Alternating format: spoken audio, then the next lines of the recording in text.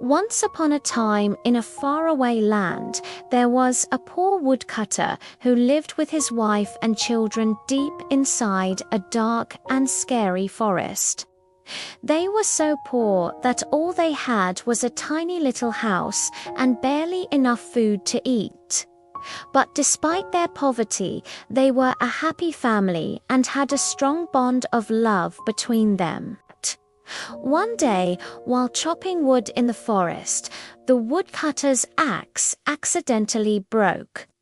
This made him very sad because it was his only source of income, and without it, how could he provide for his family?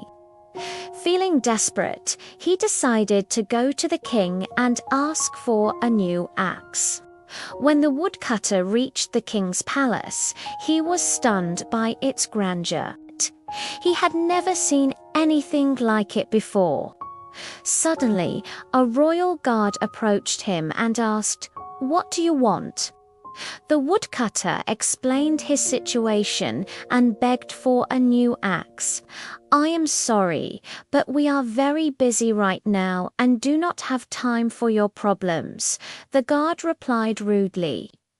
Disappointed, the woodcutter turned to leave, but then an idea struck him. He said, "Your Majesty, I am not asking for charity. Instead, I will work for you and earn my new axe. Please give me a chance." The guard considered this and finally agreed. He took the woodcutter to the king and said, "Your Majesty, this man is willing to work for you in exchange for a new axe." The king looked at the woodcutter and saw determination in his eyes. He agreed to the deal and gave him a shiny new axe. Overjoyed, the woodcutter thanked the king and rushed home. He couldn't wait to show his family his new axe. When he stepped inside, his young son ran towards him and said, "Father, come chop some wood with me. I want to build something really cool."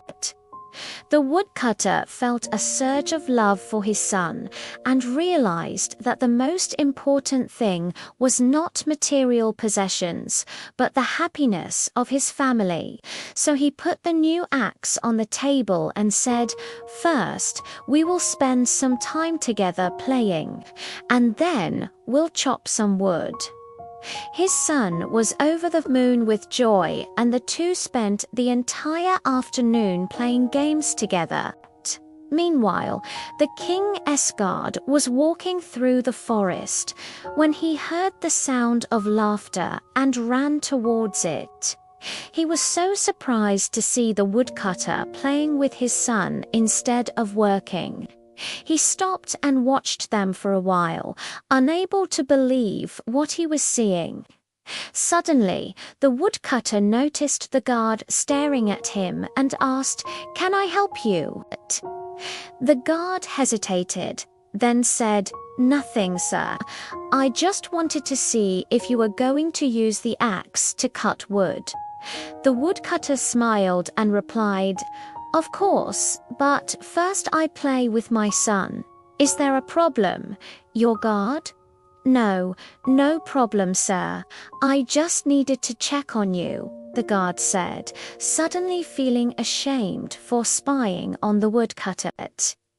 He realized that the real treasure was not material possessions, but the love between a father and his child. The guard returned to the king and told him what he had seen. The king was amazed and said that woodcutter is not an ordinary man. He has something special, a strong bond of love with his son. "I want to meet him." The next day, the king invited the woodcutter to the palace and asked him, "How can I help you?" The woodcutter, still thinking about his son, said, "Your Majesty, I would like a small cottage near the river where I can live with my son and have a vegetable garden." The king granted his wish, and the woodcutter moved into the cottage with his son. They were delighted with their new home. Years passed, and the woodcutter's son grew up to be a fine young man. One day, the king announced a royal ball and invited all the young nobles. Everyone was excited, especially the young woodcutter, who had never seen anything like a royal ball before. He put on his finest clothes and went to the palace with his friends. At the ball, the young woodcutter met a beautiful princess, and they danced together. The princess was impressed by his manners and kindness, and they became good friends.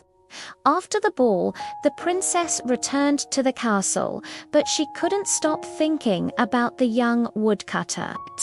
Every night she dreamed of dancing with him again. One day, the king announced that the princess was to marry a prince from a neighboring kingdom. She was heartbroken because she had fallen in love with the young woodcutter.